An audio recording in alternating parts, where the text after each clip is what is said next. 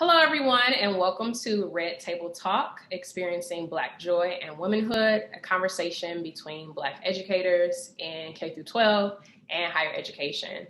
My name is Christine Quince. I'm a former fourth grade teacher, a Detroiter, and currently a fourth-year PhD candidate in the Educational Studies Department at U of M School of Education. I'm also joined by Gabby, who I'll have introduce herself as well. Hello, everybody. Thank you so much for joining us. My name is Gabby Kubi. I'm a first-year PhD student in the combined program in education and psychology here at the University of Michigan. I'm originally from the DMV and I came here straight out of undergrad, so I'm really enjoying, what is this, like 16th grade? That's it. That's 16th grade. So just as a reminder for everyone, mainly our viewers, we'll have the complete bios of our panelists or the women that are joining us today in the description box via the School Education YouTube page.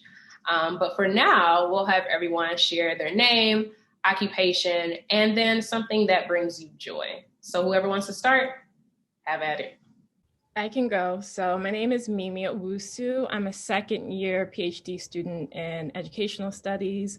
My concentration is teaching and teacher ed. And what's bringing me joy, my soca playlist. I just played one as I was getting ready and it made me feel like I was on the road in Barbados with Rihanna and crew. And so, yeah. My name is Alyssa Brandon, and I'm the Communications Coordinator for TeachingWorks at the School of Education. I'm also a master's student in the Educational Leadership and Policy program at the School of Education. And something that brings me joy is when I'm explaining something to someone, and then I see that light of discovery like go off in their face, like that illumination that just makes me, I just love that. I love it. I'll hop in. My name is Jessyca Matthews. I'm a high school teacher at Carmen Ainsworth High School, which is located in Flint, Michigan. I'm also Regional Teacher of the Year, number 5 for Michigan for 2019-2020. What brought me joy this week is I actually heard a kid laugh at a joke that I told. It's the first time since March 12th that I've literally seen it, heard it all at the same time. So I celebrate that I got to spend some time with kids this week. I can go next. I'm Maisie, or Maisie Gholson. I am an assistant professor in the Educational Studies Department, but most and foremost, I am a mama to Anthony and also an autism advocate. I am a partner to my husband, Mark. And what's bringing me joy? Those like little moments in the morning when I'm not someone who wakes up early and my son always wakes me up. But there's this like 3 to 5 minutes that we have in bed and his like just hot breath in my face, that brings me joy. Yeah, it's so sweet. Oh, that is so sweet. Hi, everybody. My name's Anna Almore. I'm a second year in the joint program for English and education. And Jasmine Sullivan's album has been giving me so much life, and I'm so grateful for it every day. I do not think I'm going to get old from this new album at all. And really also just feel a lot of joy being in the company of such incredible women today. So thanks for bringing us together. Wonderful. Thank you all so much for sharing a little bit about yourselves. To move things along, we also just wanted to, again, thank you so much for being here today, but recognize that sitting on this panel, having these conversations and allowing us to record our discussion and turn this into, something that people can tune into and like have a resource for is a form of labor. So we wanted to not only thank you for your presence here today, but also recognize that this is labor for you all and that we appreciate you going the extra mile to not only have this opportunity to kind of coalesce with us, but also to welcome others into this space once this recording is released. And so even though we've kind of set up today's event as a panel, I don't want this to be like a stuffy, like formal conversation. I want everyone to feel comfortable to share whatever they want and just to have this be a moment of fellowship and community. And so with that, like if you want to respond to something someone said, don't feel like it has to go through me or Christine first. We're all just doing this thing together. So with that, I'll start us off with our first question. And so one thing that we'd like to hear a little bit about from you all is a time where you felt that you could be unapologetically Black or unapologetically yourself. And whoever wants to hop in first can go ahead and do that. Can I first tell Anna that I sat 2 rows away from Jasmine for a concert? Which concert? There was a collection of artists that came to Flint when the water crisis was at its, high point, to like celebrate with the community because there had been so much struggle and things. And she was one of the people who was added to the list at the end. And I was so excited. I was like, I gotta go see her. And so I got there early enough where I was sitting 2nd row center right in front of her. So if you want pictures, I can dig them up and send them to you of her. And yes, she's that good. Oh, she's I can only imagine. Yeah. So I want to start by saying I will definitely send that to you. Thank you. Thank you. And I was also wondering, Gabby, are we talking about in educational spaces, or are we just talking about like in spaces in general? I'm just kind of curious with that first question. I feel like you could take it either way that you'd like to, whichever feels more genuine or right to you right now, whichever one. Well, I guess I would start off with high school teacher me. I've been teaching 21 years. And the majority of my career, I would say the first almost 2/3, I didn't feel like I could be unapologetically Black. I felt like there was always something else I had to be, because there's all these different standards. And in my school, 80% of the kids are kids of color, but the staff, there's only 4 of us who are Black. And so there's this constant struggle of going around. But then about 5-6 years ago, I just said, I'm done trying to make other people happy and be who I want to be. So with that came with me changing my hair all the time, wearing activism shirts, or wearing, proud Black people that I follow that I think kids should know. And I just got sick of trying to fit into this status quo. I didn't want to do it anymore. So I just stopped doing it. I don't know if there's a specific moment. I just decided one day I was done, and I'm not changing back.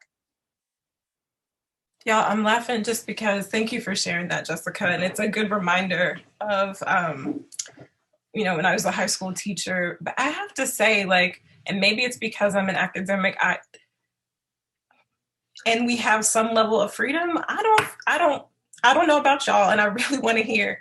I don't feel like I walk around the School of Ed trying to be something else or something that I'm not. Maybe that's the liberty that I have given my position. Maybe it's the fact that I grew up in predominantly white environments, and I'm just used to being seen and hyper visible, and then invisible at the same time too. But and maybe it's because I'm just getting older. But that question hits me in a different way, in that it makes me a little bit sad to feel like there are places for our women in the SOE where you don't feel like you can be yourself. So I just kind of want to listen and hear where you're at. Yeah. Yeah, Maisie, that's an interesting question. I don't know. I think for me, I'm too tired to code switch. I've been doing it for so long. So now I just can't even do it. So my motto is you get what you get and you don't get upset. And then if you do, that's a you problem. Me problem. But I think for teaching, it works for me because I feel like I have to be in my body fully in order to teach well. And so I think that's just how I lead with it. I'm thinking though of, I coach a group of women of color. They're 1st and 2nd year teachers. And I feel like I'm fully unapologetic with them. So there was a moment when we were doing lesson planning, and it was a long lesson planning session. And I broke out one of my playlists. And then I played Fantasia When I See You. And that part that, yeah. And all of us were just in it and feeling it. And I think it's those moments where I really feel like I can be myself. It's when I'm in my body fully. So I think that's also where dance comes in for me. So when I'm dancing just freely, whether it's by myself or with my sister friends, I feel like I can really just be me unapologetically. I'm trying to work on the Busset Challenge. I don't know if I want to tap in or not. If you're going to get a Busset Challenge for me, I'm thinking of Aaron right now. It'll probably be like some time from now, but I'm working on it. I think the times that your comment, Mimi, about like needing to be fully in your body in order to channel like what you have to offer as an educator, like I'm really ruminating on that. I think for me, like the times where I felt the most unapologetically Black at the School of Education in particular is when I'm linked up with other Black folks who are being unapologetically Black. Like it's very, very empowering. And there are just so many little stories that come to mind. This one is very silly. But Caroline Adams, who's a PhD student at the School of Ed, that's my girl. Yes, I love her. I hope she watches this. But anyways, we taught a course together with a faculty member at the School of Ed in the fall. And we had like an 8 o'clock meeting. And this week was like, this on like a Tuesday. And this week was like a struggle. Like we were both struggling this week. And I probably woke up at like 7:45 or 7:30, like trying to make it to this meeting. And I texted Caroline like, bruh, like my hair is not done. Like I'm not camera ready. I'm like totally in my bonnet right now. She's like, it's okay, sis. I'm gonna put my bonnet on too. And we just gonna be rocking our bonnets in this meeting together. And she surely put her bonnet on. And we're in this meeting together with our cameras on, with our bonnets on. And it's so silly. But that was just like, I mean, I needed that moment. Like that moment just brought me so much joy and sisterhood. And I just felt like free, like just to show up as I was, as my Black woman in the morning self. And so it seems like, very silly, but just moments like that were just like little moments of like kinship and community like that really helped me to be able to channel like the ability to be able to be unapologetically Black in some spaces in the SOE. I just want to say that I'm jealous that you guys have this. Because in K-12, that's not at all. Because we'd have to answer to admin and parents and all these other community members that would question any thought of doing, anything. I'll give you an example. A couple of years ago, I was commencement speaker for my high school. And I said to the kids, what do you want from me? And they said, be who you are. When you're with us in the classroom, you're unapologetic, celebrate, do it, right? So my commencement speech that I did focused on 10 sayings that Black mamas have been saying over the generations that we all need in order for growth in the real world. So I did it and said it and did the quotes, and the crowd, the majority of them were just like, thank you. I had Black women like coming to me like, I feel seen. Finally. Oh no, I was in trouble with my admin the rest of the school year. The whole time, called to the administration office, having a talking to, how dare you? That's not what commencement speeches are supposed to be. That world with I should say P-12, because I need to include pre-K, that you would never be able to do it. And when you do it, there's a heavy consequence in doing it. I don't regret doing it. And I told them flat out, they're like, is there anything you have to say? I was like, no, I said what my culture is. I said what the women I admire have said. You're mad at me because I didn't quote other people. And the argument was, they're like, why didn't you use quotes from all mothers? And I said, because all mothers didn't raise me. Black mama raised me, right. Grandmama raised her, aunts, uncles, aunts and I'm like, they Black women. What are you talking? Why would I go searching for quotes from some culture? Not. But I literally had that pressure on me for the last 3 weeks of school, from people calling for me to be fired, to people on social media calling me a Black militant. Like there was a page devoted just to bashing me for being unapologetically Black. How is that allowed? It's like my mind can't. I know. That's why I'm listening to this and I'm like, oh my God, I would wear a bonnet in a heartbeat. Those things. No, that in my life, I still will do things, and then you're painted as a rebel, right? You're doing this and going against the grain and yada yada yada, and she's always up to something and blah blah blah.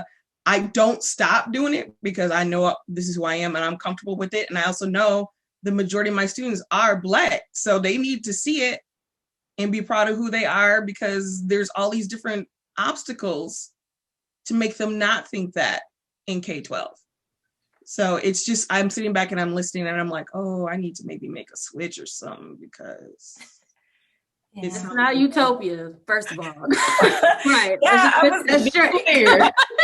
But well, that's what I was going to say, Alyssa. There's like this perverse relationship, I think, at universities where any expression of Blackness and Black womanness especially is commodified.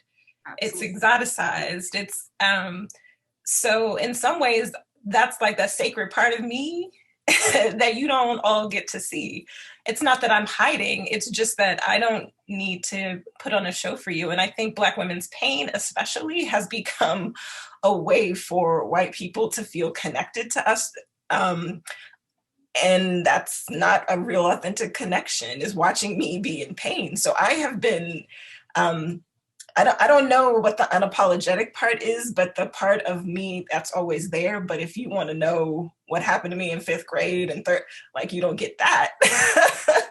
And only, you know, good friends of mine, like, that I can cut up with. But I don't know. So I'm feeling you, Jessyca, and there are like other sides to, I think, being in the university, that the unapologetic part, you know, makes me cautious. Let me just say that. But, yeah, Jessyca, what you're saying makes me think about my days as a K-12 educator. So I taught 2nd grade, and I was speaking with one of my teacher friends that got my students after I had taught them. And she was like, okay, so one time admin came into the room and one of your students said, the block is hot. And then everybody started laughing. And I was like, oh, shoot. Because what we used to do with me and my teacher friends, when admin would be coming, we would send runners like, yo, let Ms. Zarzar know that the block is hot. And so students would come in and tell me, hi, Ms. Owusu, the block is hot. Cool. All right, everyone, we know what to do now. So that was something that we used to do. And then when I got out of the classroom and I was in a coaching role at an alternative route program, and I remember I heard that another teacher friend got in trouble for wearing a head wrap. They said it was unprofessional. Meanwhile, they had all the kids just doused in kente for the Kwanzaa performance just weeks before, right? So I hit up my other teacher friend, coach, who was also friends with her. And we used to have observations at that school. Of course, we didn't have observations that day. We were like, we have observations to do, both of us at the same time. So we're going to leave. I was like, girl, wear your highest head wrap, like Erykah Badu head wrap. We are rolling up at the school. We're wearing the head wrap. We told her, like, you better come with your head wrap, because what are they going to say? And I think sometimes, I don't know, just think about ways to be in solidarity with folks, and especially as you get power, because I think sometimes what happens is we're like, oh, when we get there, then we're going to do the things. And then we get there and then we're still scared. And it's like, but when we get up there, then we'll do it then. And it's like, we just got to start doing it. So, but it makes me, I definitely empathize with you, Jessyca, because the block was definitely hot up in those halls. So I love the idea of the block being hot. I wish I would have, so I taught 4th grade. I wish I would have thought about that, because actually one other teacher on my team, we were within the same hallway. So like, she would always either call me on the phone, like, just so you know, they're doing observations today. But like, having a kid do it, like, that's genius. Like, I really wish I would have thought about that. But yeah, I honestly, I resonate with the hair thing, like wearing a bonnet, wearing a scarf. I feel like this is another shout out to Erin. Hopefully she watches this again. But like, when we were prepping for something that we were doing for a faculty meeting, we ended up like FaceTiming each other. And, you know, I'm laying in my bed with my scarf, like trying to practice, like, okay, this is what I'm going to say. This is how I'm going to say it. We're like brainstorming with each other. But like, I personally feel like if I were to do that with someone that wasn't Black, like it's like that judgment that comes about where it's like, what are you doing with that scarf on? Or like, why? And no one has ever formally said that to me, or no one has ever said like, you can't do this or you shouldn't do this. But it's like, we always say like society says, but I haven't formally had someone say like, why do you have that on? Like, what are you doing? Why are you doing that? So I think it's interesting, a concept of, well, I guess in Jessica's case, someone actually like came out and was like, you should not do that. But I think it's like a juggling act almost, to try to like balance, like, well, should I do it? Is somebody gonna say something? Well, if someone says something, I'm gonna still do it. Like, it's always like, well, you just have to make a decision. I'm gonna transition us just a bit to get us to a little positive note. And I want us to talk about mentorship from others. So who is a Black woman that you look up to? And more so, how did you build that relationship with them?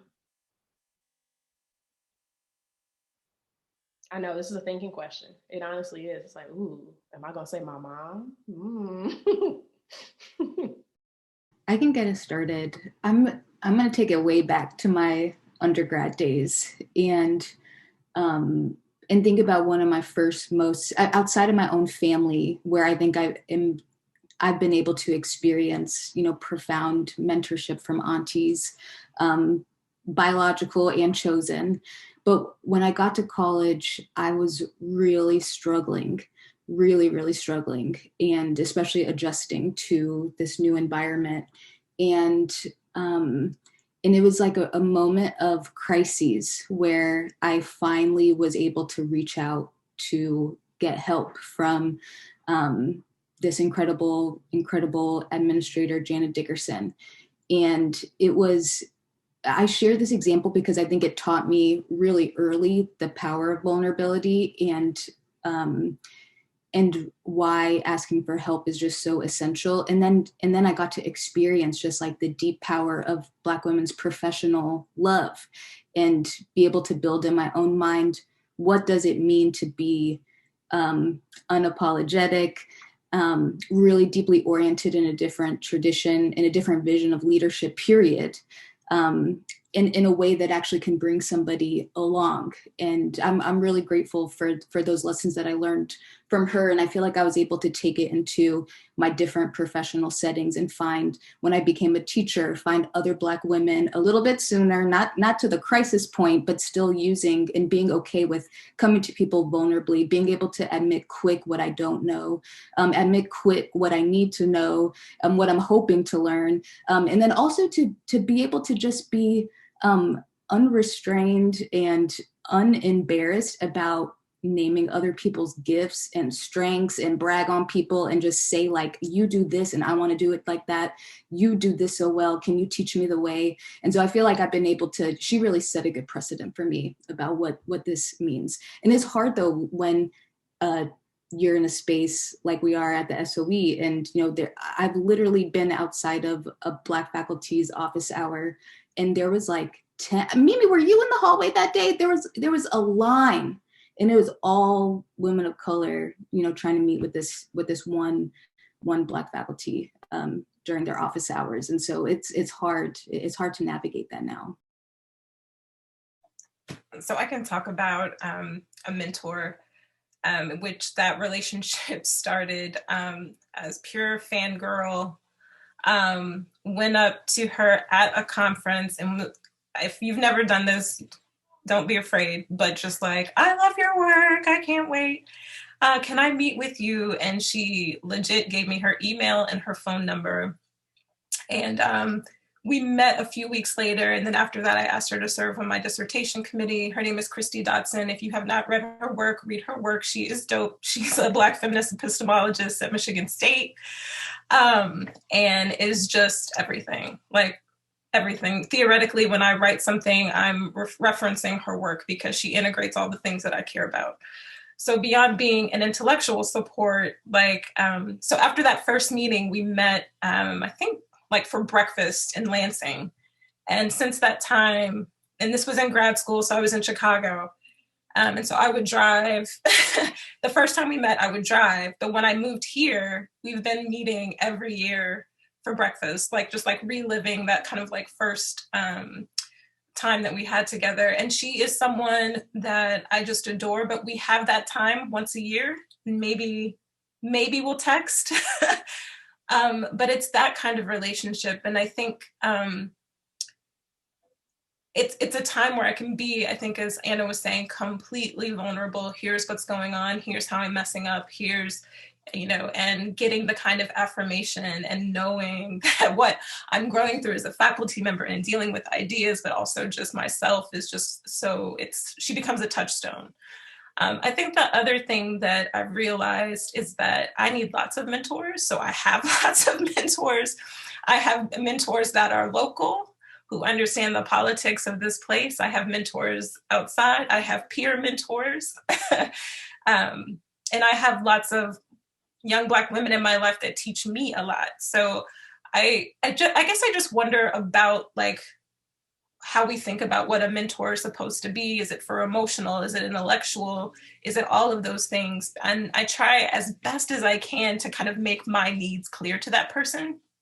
Christy is definitely someone who I need intellectually, but emotionally, y'all know Carla O'Connor. I will text Carla in a minute and say, here's what's going on. And it may have nothing to do with what's going on in the SOE, but she is that kind of emotional ground for me. So yeah, I have a lot to learn from them and ways in which I want to become a better mentor, and understanding those relationships and what that means. But I've always felt like I'm the one that's like pulling and I've got to figure out the other end of that, how to give back to. Okay, I'm gonna break the rules on this one because I'm a rule breaker. So I'll share the reason why I teach is a woman by the name of Salamisha Tillett. Her book, In Search of the Color Purple, is out now. Make sure you buy it, Black owned. She was my first Black teacher in undergrad. Introduced me to the text, The Color Purple. And then the reason that I think I am the teacher that I am today in terms of like the skills is a woman by the name of Nichelle Bowes. She was the one who trained me when I first learned how to teach. And then when I left the classroom, I decided I was going to leave, told them I was going to leave, didn't have a job lined up. And I told her and she was like, are you serious? And so I ended up working under her and coaching teachers. And I think like for me, I'm a creative. So I bring the art piece to my teaching, but she's such a technician. And we would spend, when I'm telling you, hours, like Friday nights, because I would teach on Saturdays from 9 to 3 p.m. And we would go through my sessions and we would just like break it down, like breaking down, like questioning, breaking down, just even giving instructions for teachers. Like that's a whole thing, just so much. And I'm so grateful for that because I would start to then think like, even when I plan now, I'm like, okay, what would Nichelle say? And so I really, really value her for that. And then all of the other life lessons on like how to do life, because from ages like 23 to about 29, she was just played an active role in just helping me to figure that out in ways that I just didn't have. Like, I moved from home. I was like about 10 hours away in Jersey. My family's in Michigan. And so just like having support from her was really critical. And then I think the people who keep me teaching are my new mentors, Shemaine Bertrand and Keisha Portia. You may know them as the Ladies of the Black Gaze podcast. And for a project last semester, so I sent them an email and the subject line was, "You Mish Black PhD student!" And then inside it was like, "I'm doing this project on Black feminist pedagogy. Can I come and observe your class?" And they're like, "Sure." And when I was in Shamaine's class, like I was laughing so hard that I had to turn the camera off. And it was just pure joy. And then Keisha, she was teaching a class on grammar, but she was centering April Baker Bell's linguistic justice book.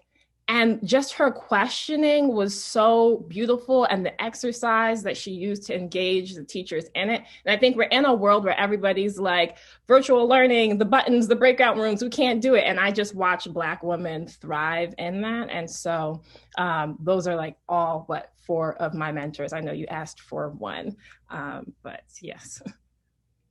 Mimi, I'm friends with April. Stop. Yeah, we presented together. We presented together at MCTE. Wow, she's good. Yeah. And in her book, when you read it and she's talking about the lesson with Tupac, that's me. Wow.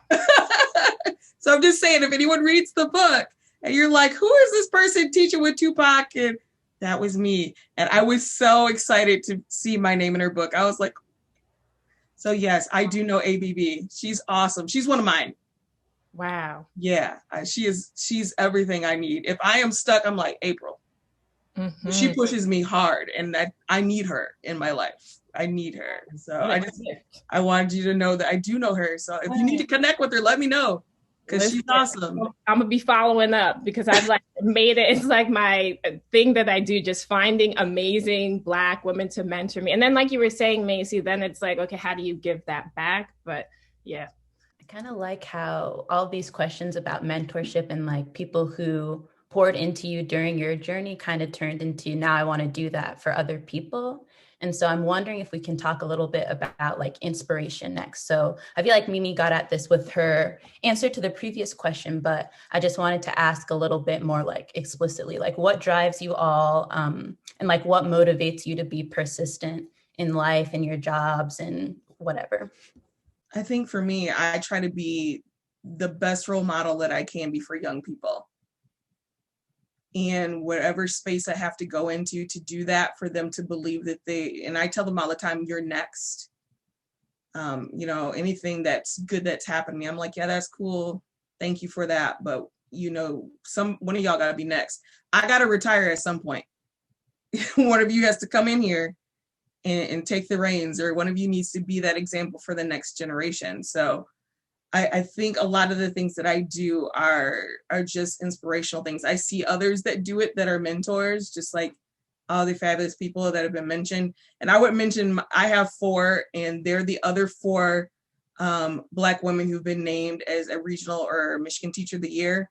They've had that program since 1951, and there's only 5 of us, which is always incredibly interesting. So I rely heavily on them, because when we got that title, our role in education changed. It wasn't just being a teacher in our classrooms. It became someone involved in policy and speaking to different, people at different levels in education all over, and being a representative for others as well.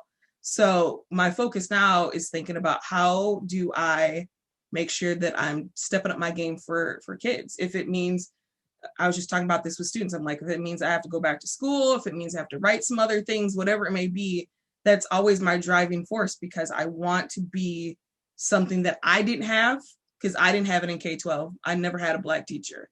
And thinking about being that role model for a kid to look and say, I'm next. I think what keeps me going is I just have a desire to be a light and just be kind of like just a beacon of like hope, that despite how things look, or despite past experiences, how things are now aren't always how they're going to be, and that there's goodness and worth in every story, in every situation, if you look and examine it closely enough. And I think specifically as it pertains to like my identity as a Black woman, the space that I occupy at a predominantly white institution, the repeated traumas that I've experienced being a student in those spaces, being a staff member in those spaces, I'm particularly driven to do what I can to make sure that some of the things that I went through, other Black girls don't have to go through when they get in my shoes. And, if that means I have to be the only sometimes, that's just the way it has to be.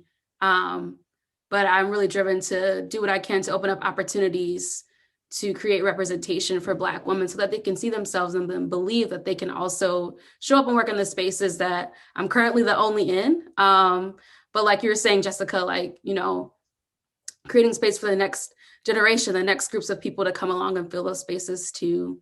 That's kind of what keeps me up at night, what keeps me going, especially when things get tough. Having that lens of hope is what drives me for sure. Do you all think that people who don't identify as Black, do you think that they think about these types of things? Like, I gotta look out for the next white person, or I have to, think about the next white child that's coming behind me in this classroom. Like, do you all see it as something extra? Like, do you see it as a burden? Like, have you ever thought about these types of things where it's like, man, other people don't have to even think about this? I have no problems in saying I have. Sometimes it can feel like a burden. And there's just certain decisions that we make that everyone else doesn't have to think about. I'll just use the example like COVID with P12, right? And, I was talking to some coworkers today about the vaccine. And I told them, I was like, it's very interesting to hear my white coworkers talking about their reasonings behind it, while I'm sitting up here not only thinking about myself, but I'm also thinking about the Black and brown children that I teach. So my comment to them was, I don't want to get COVID even and pass it on, not only just to them, but they took it home to their grandparents, their parents. I don't want to be something that is destroying the community in which I belong in when there's so many other things destroying our community. No one else, everyone looked at me and they were just like, never even thought about it. So I think that we do it often. We do it so often we don't notice it. It's just what we do. And I don't mean other groups, I'm sure there's some, but I don't think to the extent like how we do. It's a constant thing for us. I agree. Like, it definitely is a burden. And I think about the fact that it's a burden a lot. And I think about it so much. I try to think about, is there a way to have a more, to flip the script on that in a way that doesn't romanticize like our struggles as Black women, but like gives us a more productive lens to look at it. And while you were talking, I just thought about this passage from The Lost Education of Horace Tate,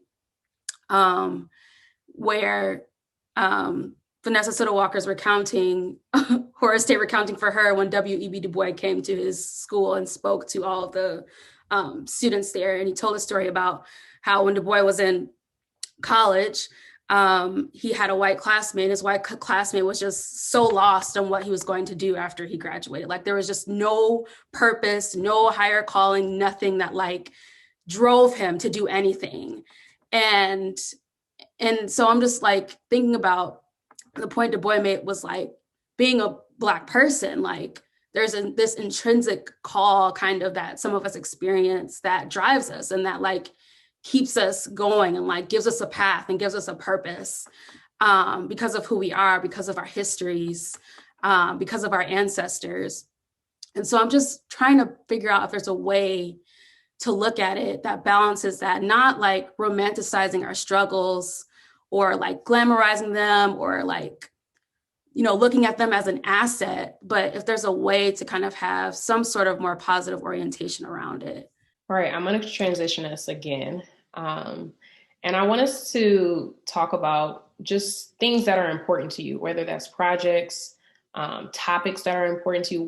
What's important to you as a Black woman? It could be within work, it could be outside of work. What? Tell me the good stuff. Kristen, can you tell me what you're trying to get at with that one? Can you ground me a little bit more? Yeah. I don't want to be the person like, I got to get the answer right on the test, but I feel like I'm reaching for that one. No. So basically, I'm thinking about how a lot of us have experience in research and outside of research. And so in some cases, you have topics that are really important to you. In other cases, it could be a project that's important to you.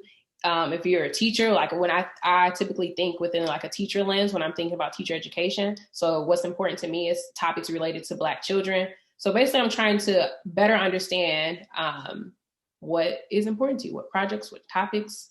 Does that make sense? This is a time for you to shout out your work, essentially.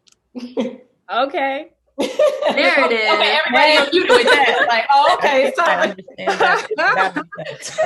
So, do you feel me? Let's do it. The tagline that I've been using now is that my goal is to center Black feminism in teaching and teacher ed, and to center Black women and girls.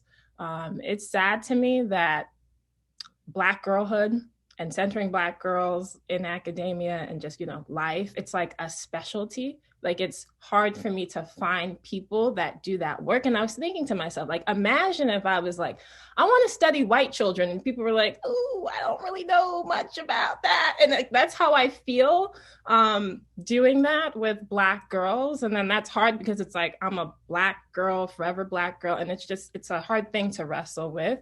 But in true Black woman fashion, I'm like, that's fine. I'll do it. So for me, a project that I'm really interested in is related to Black girls is literacies.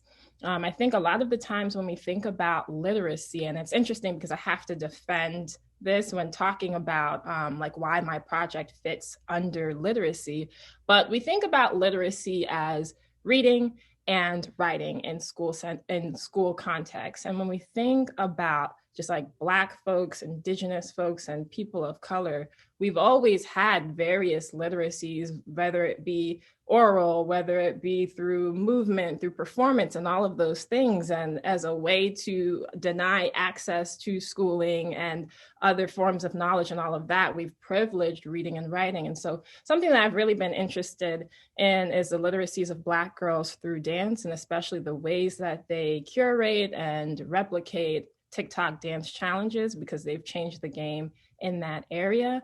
And so I was just speaking to one of my students the other day. We were on the phone for like 3 hours on Saturday, and she's my former student. I taught her in second grade. She's 12 now.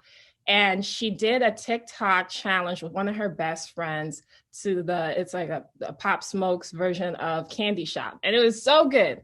And all I asked her was, tell me the process of how you created this video. And 30 minutes later, we talked everything about like sisterhood. She was talking about gradual release and the way that she did it. She was like, okay, so I watched it like 6 times front to back without stopping. And then I did it with the video, but then I knew I had to do it by myself. So then I did it by myself. And I was like, that's definitely gradual release. Brilliant.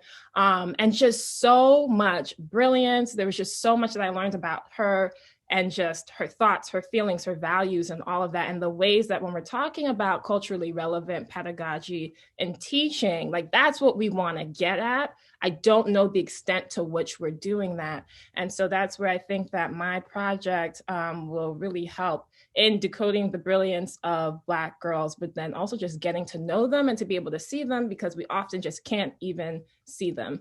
And so that's one thing. And then I just think generally as a teacher, and as a teacher educator working in the academy, my goal is that with whatever work that I'm doing, whether that's in writing, in professional development, or what have you, that teachers like you, Jessyca, can read my work and you're like, okay, this gives me some things to think about, a direction to move forward.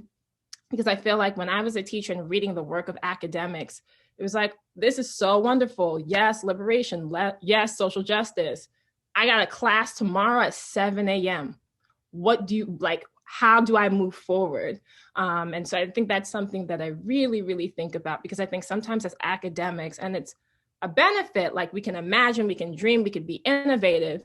And then sometimes for teachers, for me as a kindergarten teacher, I was like, I'm trying to figure out where I have 5 minutes to pee. So work with me. And so I think that's where I'm thinking just in terms of application. Mimi, I have a question, because this has been something I've been talking about with different people. Because I feel like there's this huge gap in between K-12 and higher ed, right? And you're right, like teachers read a lot of stuff and you're like, that's absolutely brilliant, but when am I going to fit this in with SAT, blah, blah, blah, blah, blah, right? I'm wondering why colleges and universities make it so difficult for K-12 teachers to go and get a PhD. Because many of us would love to do that, and many of us would love to learn and do things and return back to K-12. But we can't, because once we start to look at, okay, this is what I want to do for a number of programs, it's like, all right, you got to quit your job. You know, you got to devote all your time here. You got to do this, this, and this. And when you teach, like as long as I have, I can't afford to do that. Like I can't do it, but it's like no one will budge. And so I'm really, I spent like the last week and a half really thinking about that and going, why is it so difficult? Because we know that a number of the systems that are designed right now in K-12 are oppressive. But the only way we can really break those barriers is to have that academia to bring back to administration, because they don't want to hear us by words. Even if we tell them and we show them, it doesn't matter. We need that support from other spaces and bring it back and be like, yo, what we're doing is ridiculous. That's why things aren't working right now during COVID, because we don't have that connect. I would love if I had that stuff and been like, look, because for me, it's kind of like they're looking like, okay, whatever. But I'm like, no, like there's so many different oppressive things that are going on right now that we really should blow up education, but no one wants to do it because they're like, well, what else works? Well, we don't even get a chance to learn what else works because we're so obsessed with all these other things in K-12. And so it's something that's just been, you know, all of you are in awesome spaces with U of M, and I just think about it and I'm like, why is it so difficult?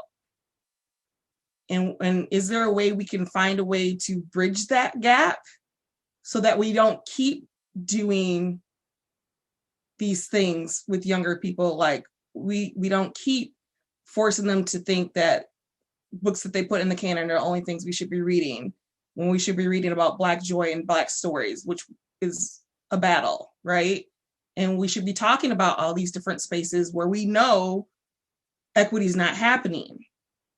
But it just seems like everyone's in a bubble, I guess is the best way to put it.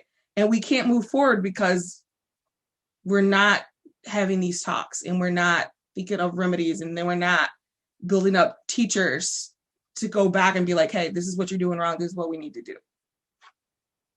I wonder too, if it's a matter of like building the momentum. So it's like, say for example, we have, well, not we as in the University of Michigan, but society has a group of PhD students that are like, all right, y'all, we about to do what we need to do, and then we're going to go back into the classroom. But it's like you have to get so many people to do that. Like it can't be just very idiosyncratic where it's like just one person. Okay, now I'm going to go back to my community and try to reteach this, or, you know, because that's essentially like that. To me, that's what my mindset is. I literally told my principal, I'll literally be right back. I want to get a master's, I want to get a PhD, and I'm coming back. But I'm one person. So, and then on top of that, it's like this one person can't change the entire system. So then maybe that's why it's like, well, I'm just staying in my little bubble where everybody else that likes to talk about, you know, academic language and dreaming and redefining and putting and then defining in our titles and making all these different academic articles, while teachers are like, so what happened? What's going on? So it's like we don't, to an extent, it's like we don't have enough, but then on top of that, it's like we don't have enough in the momentum to keep it pushing and keep it going. I think I just want to be cautious that we don't put too much weight in what a PhD can do. I think what you've been doing for the past 20 years, you don't need a PhD, you got a PhD. And I think to the extent that PhD has power behind, I mean, like the reasons that schools look the way that they do is not because there are not academics that are advocating for that. It's because we're enmeshed in a set of, you know, political, racial, patriarchal structures that maintain what we see. And so the extent to which that's about changing the academy or getting more degrees, it's not. I remember in a class that I taught, like, people were pretty upset with me, but I was like, if you're trying to like make change and it's right now and that's urgent to you, why are you here? Because that's not what's happening in PhD programs. I think we need to be honest with students about that. I know a lot of what we do has the kind of like the dressing of race and social justice, and should I lead an institute around that? But that for me is really more about the intellectual endeavor. It's which I think that's what a PhD is. If you want to change what and be a part of a legacy like W.E.B. Du Bois and, amazing, Anna Julia Cooper, if you want to be a part of that, then that's what a PhD does, is change what we know and knowledge. But if you want to change what's on the ground, be on the ground. That's where you need to be. And I think that you will be able to do more in your career and touch more children than I will, as I'm spending time doing tenure. Now, maybe over time, my work will have an impact, but that's 20, 30, 40 years out. And I think we have to be real about that with ourselves. Thank you for that. I so appreciate that. And it just makes me wonder for all of us, how are we directing our energies and our scholarship for those of us who are in the academy? And I think there's a real tension that probably won't, maybe we'll get into it, but around like channeling that energy towards institutional change, personal transformation, interpersonal development, speaking back to the communities that we came from. I feel like this is a real journey that I'm on while I'm here, thinking about how if my energy and my intellectual work is my top priority while I'm in this space, to whom am I accountable? What vision am I working towards? And who are my interlocutors? And I mean, it's so special that we're on this line with you, Jessyca, someone who's in the classroom right now.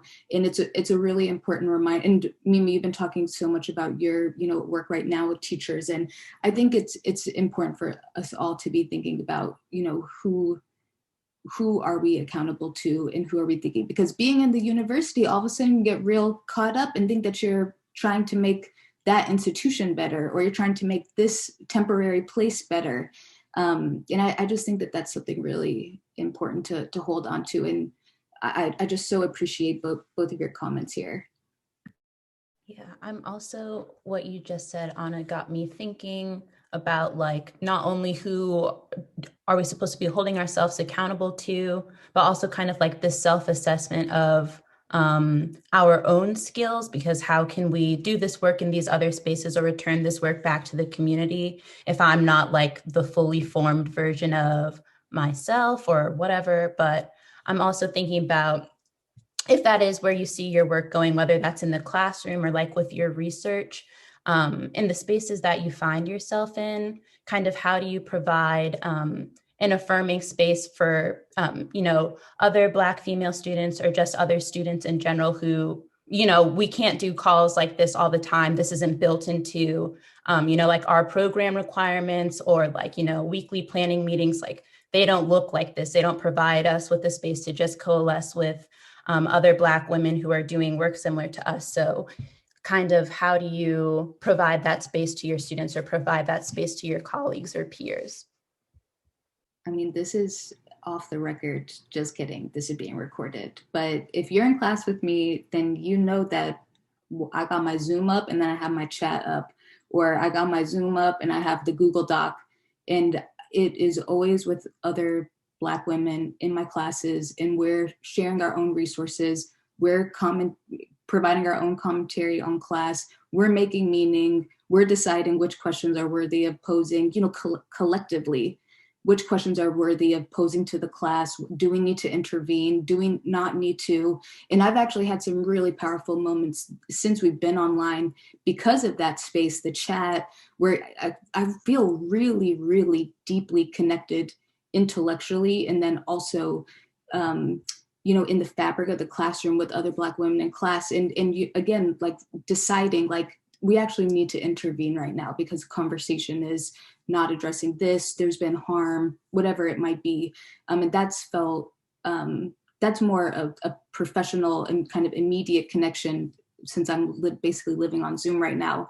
And then I'm also just thinking about these like very sacred, group chats where like so much life and so many TikTok videos just live, and in that kind of our digital lives, especially being online, being during the pandemic, has been a huge source of relief for me. Yeah, Anna and I have been in quite a few classes together, and I will echo that the group chats stay lit. That even if it's you good, funny memes, like we had a long thread going with the Monica Brandy battle. I think Brandy won, by the way. But yeah, I'm trying to think what else kind of helps me in terms of just like, I think sisterhood is so important, and that's something that's always sustained me. And so that's, I don't know, I can't even put words to just how important that is. And even when I think about I don't know how to use ProQuest, I'm still working on it. We had a session with the librarian, it went a little over my head. And yet I've been good because my form of citation or receiving citations has just been Black women emailing me I saw something about dance, Black girls, Black teachers, teacher education, thought about you. And just that process alone has been so fruitful. And then me and Erin, shout out to Erin, we got together last semester and we were trying to figure out Black girlhood things, and we were sharing resources, readings, articles, videos, just sending voice recordings, talking about it. And I feel like that was all while doing that, while extending grace as well, because we were supposed to meet every week. And there got to be a time during the pandemic where it just wasn't happening. Couldn't do that in class, but with her, we were able to just figure that out. And so I'm so grateful to that. And it's really helped my scholarship move in ways that if I didn't have that, I don't know what I would do, because that wasn't even available as a class or anything. And so I think that's something that I think about too, just the ways that we support one another with each other's goals. I also think it's interesting in terms of being in a Zoom world, Zoom university, essentially, the function of chat. This is something I've never thought about, but it's how, and oftentimes it's typically Black women that are doing this, but oftentimes we'll say yes, literally in the chat, making comments on someone's presentation or what someone is saying or contributing to. And that's something that what I've seen in other classes, if we're face-to-face in person, we don't typically do that. We're not screaming oh my God, yes, girl. Mm-hmm. But it's that chat function, it opened up a whole nother world. It's well, let me respond to that. Let me write out my response to, something, it basically to affirm what you just said or to motivate you as you're doing your presentation or hype you up as you're, getting ready to go to the next section. So yeah, that's just something I noted in my head of I don't think I ever noticed that until now that we're in Zoom University. Is it because of the fear of the reactions of others? I didn't really think of that because my students do that all the time. It's just a comfortable thing now. In the chat, they'll laugh because I'll see it and I'll be like, yeah, girl. You know what I mean? I feel what you're saying. I feel everything you're saying. Mm-hmm. And so they put things in the chat that I know they wouldn't dare say out loud in certain spaces because of the fear. The fear of reaction or the fear of somebody correcting them, mm-hmm. It's an interesting thing watching people in this kind of virtual digital kind of space and the conversations and the way conversations are going. So I was just wondering, at the college level, do you think that's it too? Or I think it may be a little bit of both. One, the courses that I'm typically in, there aren't that many Black people in them. So if I'm affirming you, it may be through text message yeah, girl, whatever you just said, that was good. But if it's a lot of us within a presentation, it's the chat is going. Or, I think it's more so the numbers, we have more. So it's oh, you're affirming, I'm affirming, we're all affirming within this little space, and we can see someone else doing it so we can add to it. Yeah, I might add, I think it's another space where, the first question you asked was around, being unapologetically Black. I feel like the chat ends up being this space where people are dropping Black citations when the professor hasn't mentioned any Black brilliance or Black authors. We're in a queer theory class, we never talk about Audre Lorde. So the chat is where you actually find the real citations that would actually advance conversation. And I feel like I have to shout out Monet Cooper, who's also in the Joint Program for English and Education, because I think she has modeled sisterhood and modeled what it means to bring yourself fully to the classroom space with her entire swag. And she's leading an organization, Wokata, which Maisie was working with too.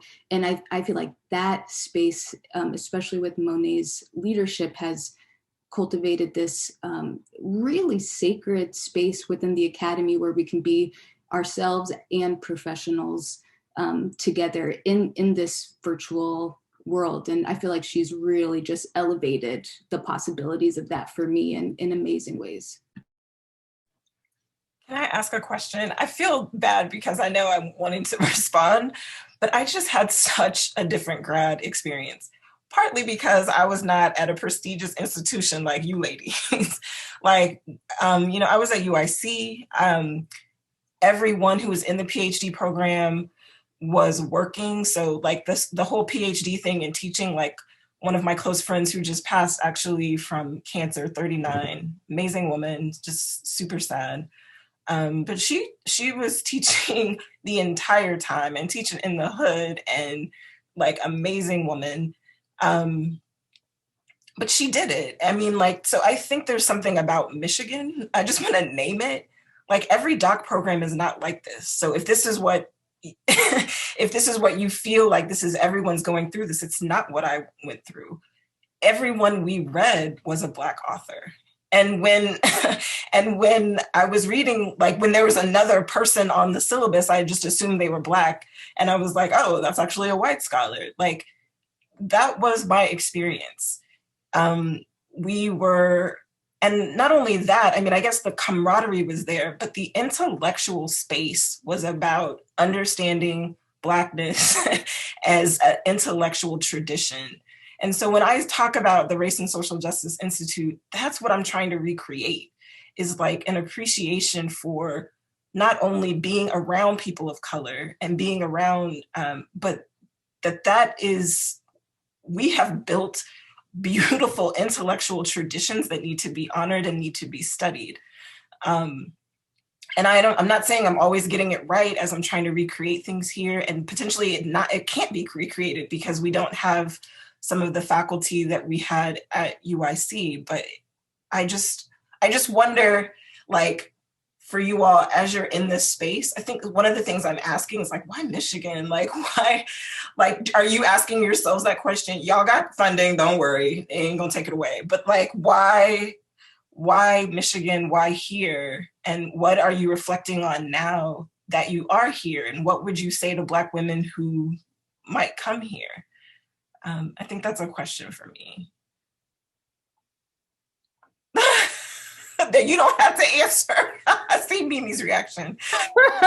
I'm like trying to control my faces, and my faces do their own choreography. I don't know. For me, I'm gonna just be real transparent. Michigan was the only school that I got into, and I applied to other schools. And y'all, this is the Leo in me, right? I had a PhD reveal party, but this was before I got into schools. I just knew I was going to get into many schools. And I did a spinoff of a gender reveal. I was like, this is going to be great. And then I only got into Michigan, and I was like, okay, I'm just not going to tell anybody. And I'll reveal that I only got into Michigan at the reveal party, but it was like a whole thing. We popped the balloon. It was yellow, it was blue, all of that. And then that high was like quickly over when I got to DTW and was like nearly in tears, because many years ago when I was in Michigan, I said, I'm leaving Michigan and I'm never coming back. And then there I was looking dumb at the airport, right? So I guess for me, there wasn't anything in particular that drew me to Michigan, but it's like where I am now, and I know it's where I'm supposed to be. I think if I could give advice to any other Black women, it would be just like, think about yourself. And as Black women, we always want to be in community with one another and support one another. And I think that is important. I think what can be hard is where we always do the work of doing the work for everybody else and getting everybody else on board, and, curating experiences for everybody else as we're trying to help us thrive. But then in doing that, we get burnt out.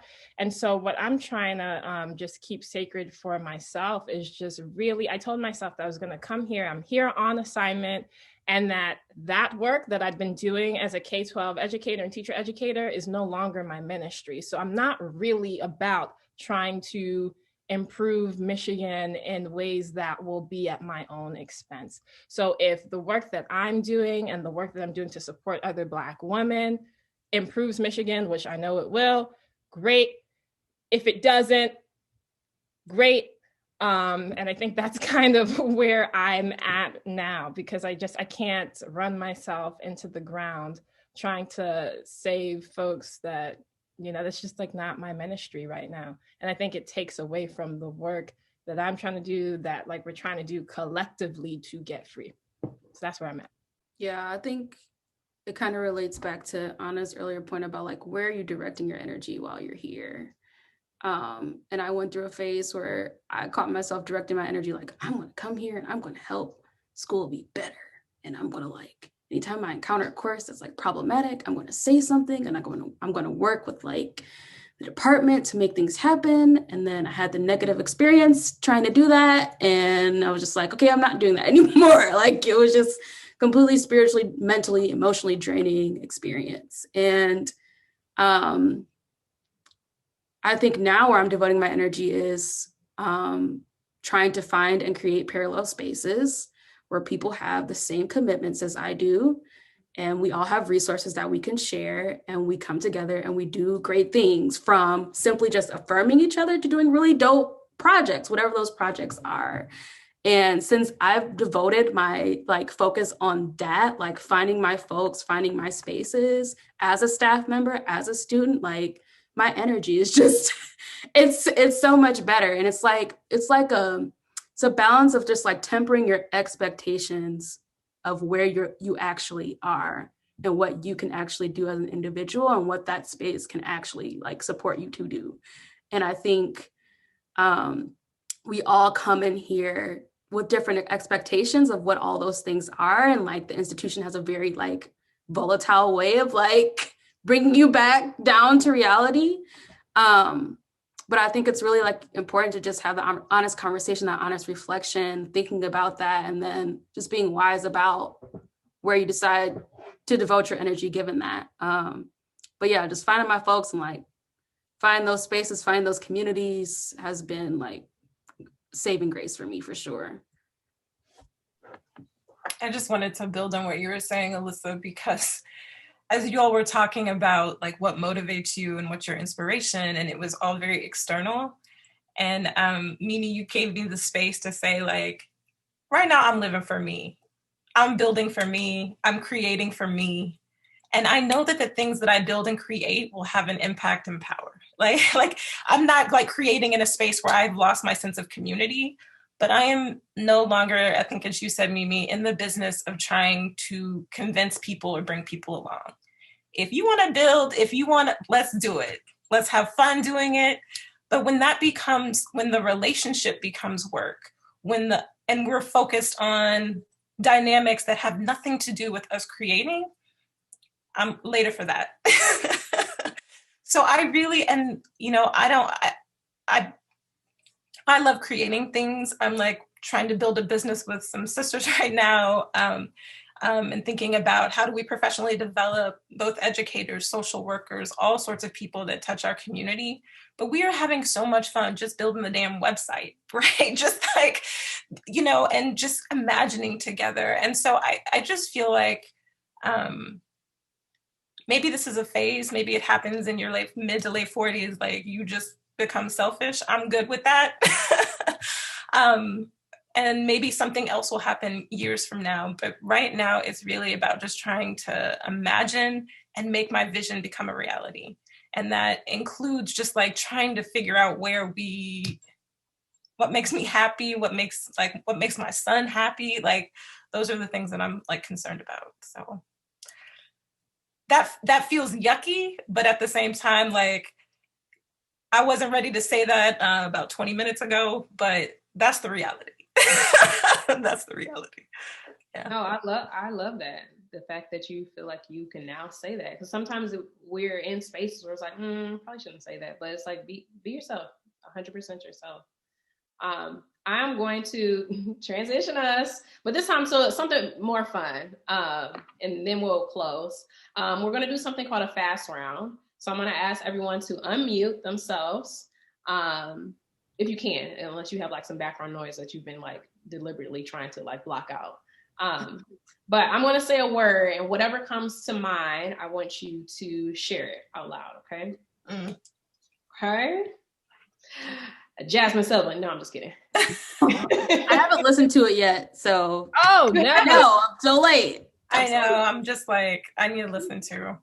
Definitely listen. No, but that wasn't a real one. That was on my mind. That was a practice? Okay. That was practice. Okay. What about joy? What comes to mind? Remember, this is fast. Food. Ooh, love it. What else? Music. Dancing. Carnival. Gardening? Carnival. Oh, carnival. Oh, okay. What about community? Ipsy. Okay, Ipsy. Family. Love. Flint. Ooh, okay. This may make you feel a certain way. DEI, as in just that acronym. I gave a teeth suck. That's where Okay. Bullshit. Can I say that? Unfinished is a nice way of saying BS. I was gonna say boring. Mm-hmm. All right, last one, self-care. Right. Important. Lavender lotion. Confusing. Gabby, I'm gonna have you close. Yeah, I was once she said confusing, I was like, yeah, that's true. And then I kind of, but yes, thank you all. Thank you all so much for lending us your time today. This was such a great opportunity. And I think that, I think something that I heard a lot today was everybody just talking about, like, you got to carve out your own pocket. You got to seek your own community in these spaces if it's not already built in. And I feel like this was an opportunity for some of us to do that. So I really appreciate you bringing yourselves to this space and just sharing your piece and being in community with us. And to our viewers, that's so weird. I feel like I will be on a YouTube channel, but whatever. So to our viewers, thank you so much for joining us today. Again, the bios of our panelists will be in the description box of the video, and we'll be having a follow-up discussion and racial affinity groups to talk about some of the themes touched on today, Friday the 5th at 5 p.m. Following the release of this video. So if you're able to join us, please do. And if not, thank you so much for watching. Thank you again to our panelists, and hope you have a good day, night, evening.